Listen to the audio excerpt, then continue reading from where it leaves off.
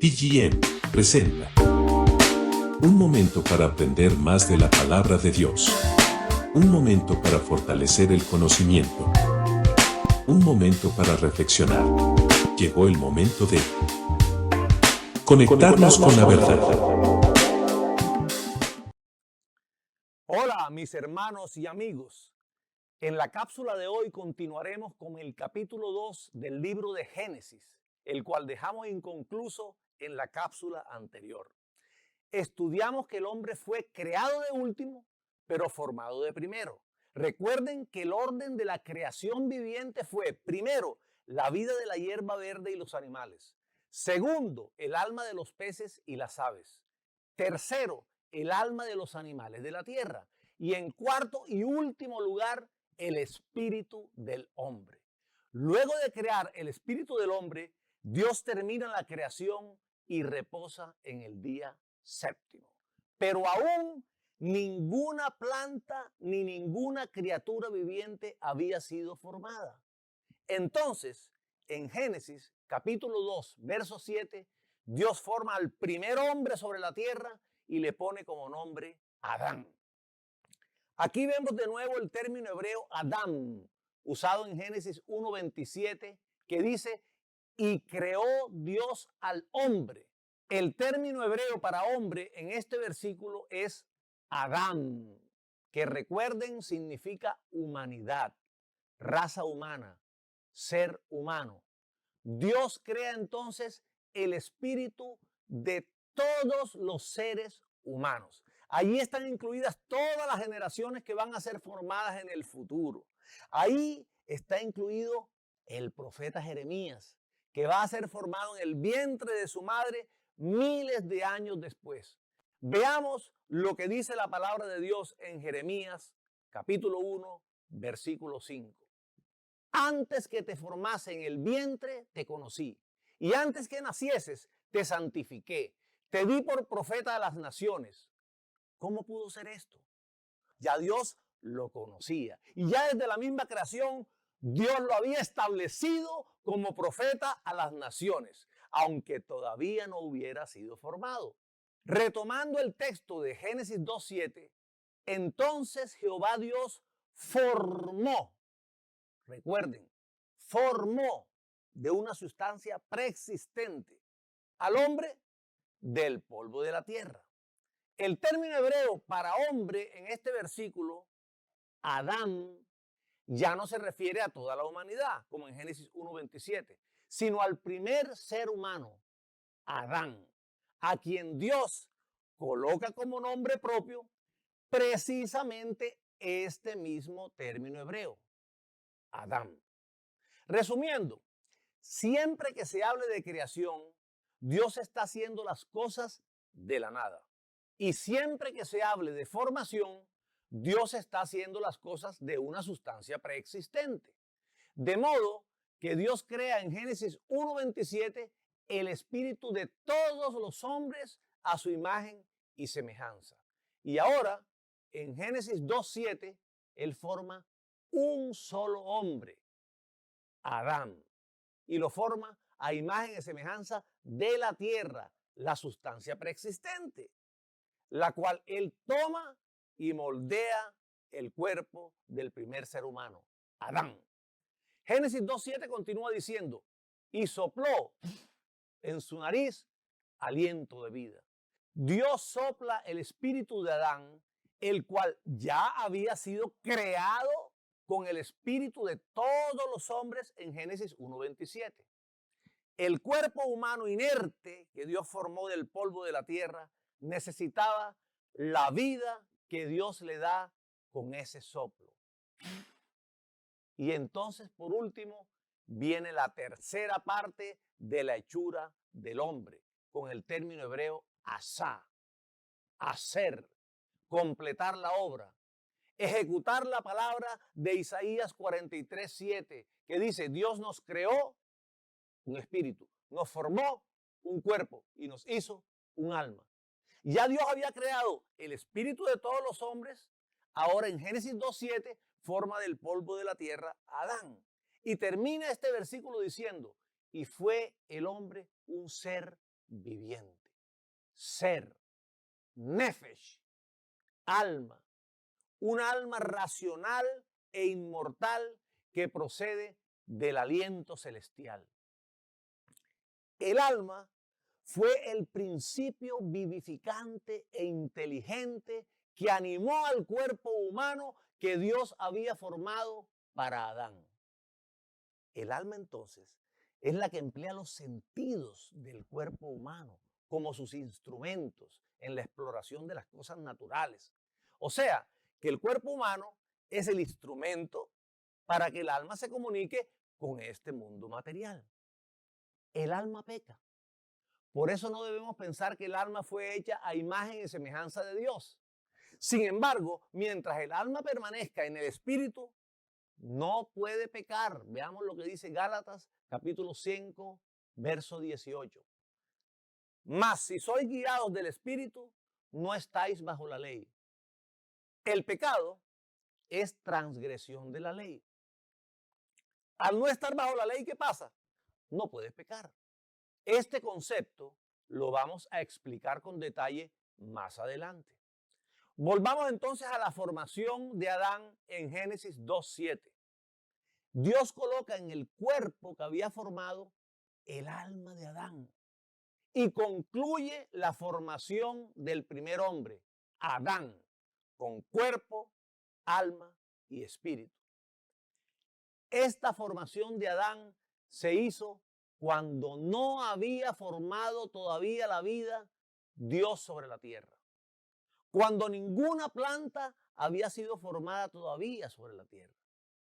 Antes de que naciese toda hierba del campo, Dios forma al hombre. La primera vida ya existe sobre la tierra. El hombre, creado de último, pero ahora formado de primero. El hombre está en la tierra, absolutamente nada vivo hay alrededor, ni siquiera las plantas, y ahora viene la segunda formación. Después de formar al hombre, Dios forma las plantas. Génesis 2, versículos 8 y 9. Y Jehová plantó un huerto en Edén, al oriente, y puso allí al hombre que había formado. Y Jehová Dios hizo nacer de la tierra todo árbol delicioso a la vista y bueno para comer. También el árbol de la vida en medio del huerto y el árbol de la ciencia del bien y del mal. Qué maravillosa experiencia para Adán ver cómo Dios hace nacer delante de sus ojos todo árbol delicioso a la vista, formando para su deleite el huerto del Edén. También está presente cuando Dios forma en medio del huerto dos árboles especiales. El árbol de la vida y el árbol del conocimiento del bien y del mal. El árbol de la vida fue creado para que el hombre comiera de él y viviera para siempre. El comerlo imposibilitaba la muerte física. Esto es confirmado más adelante en Génesis capítulo 3, versículo 22. Dios quería mostrarle al hombre su gracia y su favor, asegurándole la continuidad de la vida y de la felicidad. Adán solo tenía que alargar su mano y comer del árbol de la vida para continuar con una vida inmortal. Todos nosotros tenemos acceso al árbol de la vida en un futuro, en el cielo nuevo y en la tierra nueva. Allí podremos también alargar nuestra mano y comer de ese fruto que nos da vida eterna. Apocalipsis 22:2 nos enseña, en medio de la calle de la ciudad y a uno y otro lado del río estaba el árbol de la vida, que produce 12 frutos, dando cada mes su fruto, y las hojas del árbol eran para la sanidad de las naciones. El árbol del conocimiento del bien y del mal era el segundo árbol. Era un árbol diferente. No era un árbol natural como todos los demás. Veamos, ¿cuál es el fruto de un manzano? Manzanas. ¿Cuál es el fruto de un árbol de mango? Mangos. Ahora, ¿cuál es el fruto del árbol del conocimiento del bien y del mal? El conocimiento del bien y del mal. Entonces, por su fruto, vemos las características únicas de este árbol que vamos a estudiar en la cápsula del próximo jueves cuando estudiemos el origen del pecado. Siguiendo el estudio del capítulo 2 de Génesis, entre los versículos 10 y 14, se menciona la ubicación del huerto del Edén, formado al oriente de una región también llamada Edén. No hay suficiente información en el relato bíblico para determinar la ubicación específica de esa región llamada Edén. Pero se cree que se encontraba en algún lugar de Mesopotamia o de Arabia, al sur de Irak. La palabra Edén significa placer, deleite, un lugar que Dios preparó para la felicidad del hombre. Una felicidad que hubiera sido eterna si el hombre hubiera permanecido en inocencia y obediencia. Fíjense que no se trataba de una ostentosa mansión, ni de un palacio sobrecargado de oro y piedras preciosas, sino de un huerto surtido y adornado por la naturaleza, no por el arte. La gloria y el esplendor del huerto del Edén eran los fructíferos árboles, los hermosos ríos y la maravillosa naturaleza creada por Dios para deleite del hombre. El hombre sabio se goza y se contenta con lo más natural. El hombre insensato no se contenta con nada. Continuamos con Génesis 2, del verso 15 al 17. Tomó pues Jehová Dios al hombre y lo puso en el huerto de Edén, para que lo labrara y lo guardase. Y mandó Jehová Dios al hombre diciendo: de todo árbol del huerto podrás comer, mas del árbol de la ciencia del bien y del mal no comerás, porque el día que de él comieres, ciertamente morirás. Le fue hecha una confirmación de su actual felicidad en esta concesión. De todo árbol del huerto podrás comer. Esto suponía no solo una asignación de libertad, sino además un seguro de vida para él, de vida inmortal, bajo la condición de obedecer una sola cosa. Así, bajo la condición de obedecer una sola ley, Adán tenía asegurado el paraíso para sí y para sus herederos para siempre. En este momento, Dios le hace saber a Adán la expresa y positiva revelación de su voluntad concerniente al árbol del conocimiento del bien y del mal. Dios establece para el hombre una sola ley para probar su fe y la obediencia de Adán a Dios y a su palabra. Dios creó a los humanos como seres mortales, con libre albedrío. Dios no quería robots. Analicemos lo siguiente. ¿Hubiera entrado el pecado al mundo si Dios no establece esa única ley para Adán? ¿Qué piensan ustedes, mis hermanos? Romanos 5:13 dice que no. Textualmente dice que donde no hay ley, no se inculpa de pecado. Hebreos 4:15 también dice que no. Este versículo también enseña que sin ley no hay pecado. Leamos lo que dice Hebreos capítulo 4, verso 15. Pues la ley produce ira, pero donde no hay ley, tampoco hay transgresión. O sea que si Dios no hubiera establecido esa única ley, Adán no hubiera incurrido en transgresión ni en pecado. Además, el texto comienza diciendo que la ley produce ira. Mis hermanos, ¿la ira es buena o es mala? A ver, ¿qué piensan ustedes? ¿Buena mala.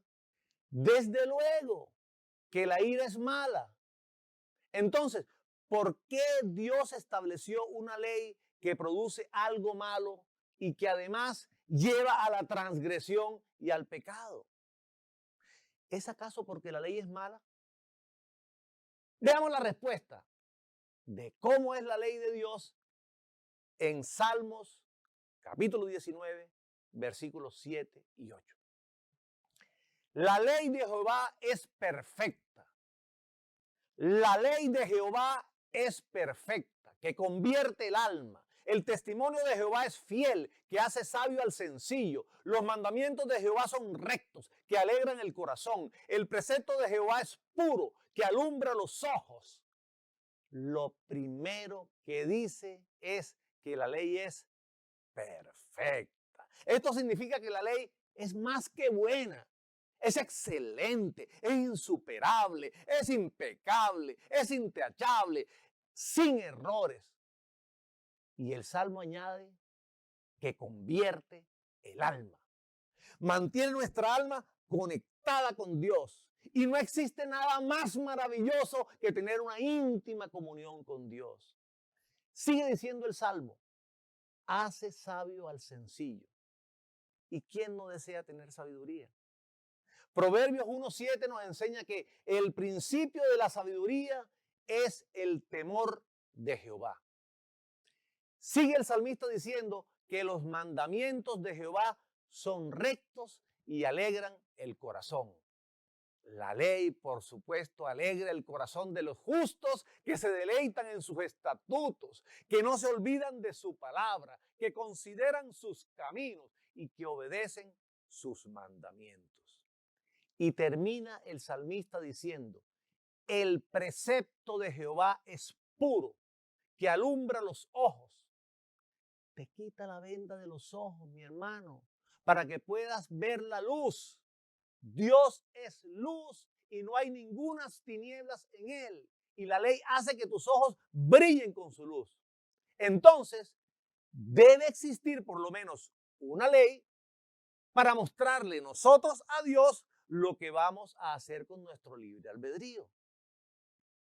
¿Qué pasa si no existe ninguna ley? ¿Cómo podríamos mostrarle a Dios que le amamos y escogemos seguir su voluntad y no la nuestra? Entonces, como Dios no quiere robots, Dios establece una sola ley para Adán. Porque Dios quería que Adán tuviera la capacidad de optar libremente por amar y obedecer a su Creador o desobedecerle y rebelarse contra su voluntad.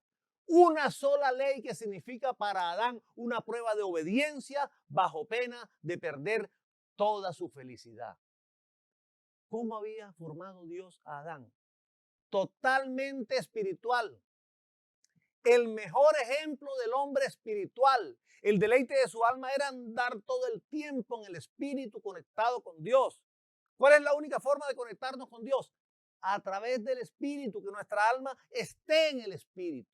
Por eso en cápsulas anteriores estudiamos que el hombre natural no puede comunicarse con Dios aunque quiera, porque su espíritu está muerto. ¿Cómo su alma entonces va a entrar a un espíritu muerto y comunicarse con Dios? Pero el espíritu de Adán estaba tan fortalecido que podía hablar con Dios cara a cara y podía percibir el mundo espiritual en toda su dimensión. Pero ¿qué pasaba si Adán desobedecía esa única ley que Dios le estableció? Aparecería por primera vez el pecado en el mundo. El pecado es la transgresión voluntaria y consciente de la ley divina. Y las consecuencias de ese pecado las vemos en Génesis 2, versículo 17. Mas del árbol del conocimiento del bien y del mal no comerás, porque el día que de él comieres, ciertamente morirás. ¿Qué moriría, mis hermanos? ¿Su cuerpo físico? Sí, aunque no de forma inmediata. El pecado comenzaría a consumir su cuerpo físico al no volver a tener acceso al árbol de la vida. Pero lo más trágico es que moriría su espíritu de forma instantánea. Y esto es una tragedia. Su transgresión rompería totalmente su comunicación fluida con el Creador. Ya su comunicación con Dios no sería la misma. Si desobedecía, su alma solo podría comunicarse de forma fluida con el mundo material a través del cuerpo, pero perdería la capacidad de comunicarse de forma fluida con Dios a través del Espíritu. Continuemos con Génesis capítulo 2, verso 18. Y dijo Jehová Dios, no es bueno que el hombre esté solo. Le haré ayuda idónea para él. ¿Qué formó entonces Dios? No, eso que usted está pensando no fue. Antes de responder, recuerde el orden de lo que hemos venido enseñando. Aprendimos que el hombre fue creado de último, pero formado de primero. Y si fue formado de primero, en este punto Dios únicamente había formado lo primero, el hombre, y lo segundo, los árboles y la hierba del campo. Cuando en Génesis 2:9 Dios hizo nacer de la tierra todo árbol delicioso a la vista y bueno para comer. Entonces el hombre estaba solo. Únicamente tenía a su alrededor árboles y vegetación. Por eso Dios dice, no es bueno que el hombre esté solo. Le haré ayuda idónea para él. Ayúdeme entonces a responder. Entonces, ¿qué fue lo que Dios formó si el hombre estaba solo? Génesis 2:19 nos dice lo siguiente. Jehová Dios formó pues de la tierra toda bestia del campo y toda ave de los cielos y las trajo a Adán para que viese cómo las había de llamar. Y todo lo que Adán llamó a los animales vivientes, ese es su nombre. Entonces, lo tercero que fue formado fueron los animales del campo y las aves de los cielos. Qué maravillosa experiencia la que tuvo Adán en ese momento.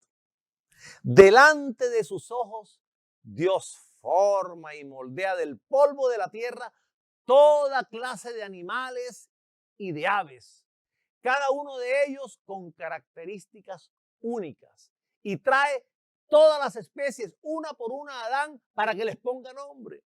Imponer nombres es un acto de autoridad. Con este acto se sujetan todas las criaturas al hombre y se establece el dominio del hombre sobre ellas. De esta forma, Dios le da al hombre posesión y autoridad y lo pone a ejercer su dominio sobre todas las criaturas formadas delante de él. Dios tuvo que dotar a Adán de una extraordinaria inteligencia para que pudiera fijar los nombres de todos los animales que existen sobre la tierra. Aquí vemos la perfección de su conocimiento y las grandes facultades de razonamiento con las que Dios lo había dotado. Y Génesis 2:20 añade, y puso Adán nombre a toda bestia y ave de los cielos y a todo ganado del campo. Mas para Adán no se halló ayuda idónea para él. Después de fijar un nombre para todos los animales, Adán se convenció de que ninguna de esas criaturas podría ser un compañero idóneo para él. Entonces, en Génesis 2:21, vemos un ejemplo del cuidado que el Creador tiene con el hombre y de su paternal preocupación por su bienestar. Dios creó al hombre como un ser sociable y sabía que al no tener una ayuda idónea, tendría una soledad que habría convertido el paraíso en un desierto para él. El texto bíblico de Génesis 2, versículos 21 y 22, dice lo siguiente. Entonces Jehová Dios hizo caer en sueño profundo sobre Adán, y mientras éste dormía, tomó una de sus costillas y cerró la carne en su lugar. y de la costilla que Jehová Dios tomó del hombre, hizo una mujer y la trajo al hombre. El texto bíblico nos muestra la primera cirugía que hubo sobre la tierra.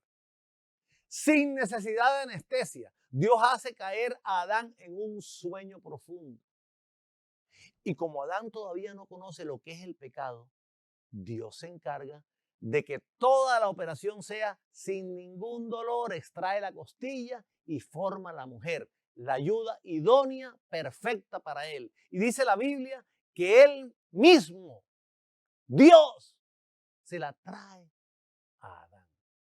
¡Qué privilegio! Imagínense la alegría que tuvo que sentir a Adán al abrir los ojos y ver a una ayuda idónea tan hermosa. Génesis 2:23 continúa diciendo, dijo entonces Adán, esto es ahora hueso de mis huesos y carne de mi carne. Esta será llamada varona porque del varón fue tomada. Fíjense que Dios podía haber formado a la mujer directamente del polvo de la tierra, como lo hizo con Adán. Pero si lo hubiera hecho así, hubiera parecido a los ojos de Adán como otro ser, con el cual no tenía ninguna relación natural. Pero puesto que Dios la formó de una parte de Adán, él vio que ella era de la misma naturaleza, de los mismos huesos y de la misma carne. En el original hebreo, de la frase, esto es ahora hueso de mis huesos, hay un significado muy especial y expresivo que no aparece en nuestras versiones en español. Cuando los diferentes géneros de criaturas fueron traídos ante Adán para que él les pusiera nombre, muy seguramente iban pasando en parejas, macho y hembra, cada uno con su ayuda idónea a su lado. En lugar de la traducción, esto es ahora, deberíamos traducirlo más literalmente. Esta criatura que ahora pasa delante mío es carne de mi carne. Las criaturas que habían pasado ya delante de él no eran idóneas para él. Y por tanto, el versículo 20 señala, para Adán no se halló ayuda idónea para él. Adán dijo, esta será llamada varona.